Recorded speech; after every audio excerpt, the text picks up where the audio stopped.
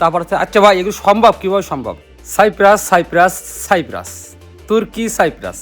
Cypress মানে হতাশ, cypress মানে দীর্ঘশ্বাস, সাইপ্রাস মানে হাতের কেন পেছনে বাস। কেন?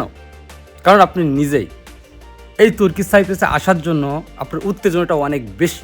আপনি জানেন তুর্কি সাইপ্রাস এখন আপ দেয়নি, বিষয়টা বন্ধ, কবে বিষয়টা খুলবে এটা কেউ জানে না।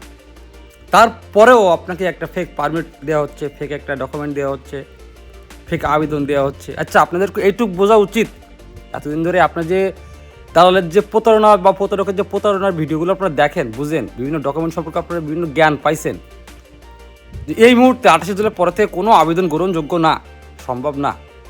তারপরেও যদি আপনারা দালালের সাথে টাকা পয়সার লেনদেন করেন, কন্ট্যাক্ট করেন, বছরের পর বছর পাসপোর্ট টাকা জমা রেখে সময় নষ্ট করেন, এই দোষটা তো ভাই আপনারই।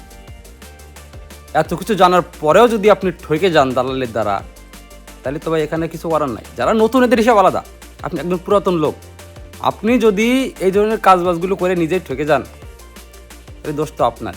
ভাই সতর্ক হন, সচেতন হন, দালাল থেকে সাবধান হন, ঠিক আছে? তাহলে নিজেও ভালো থাকবেন, নিজের ফ্যামিলি ভালো থাকবে। আল্লাহ হাফেজ, বাই বাই।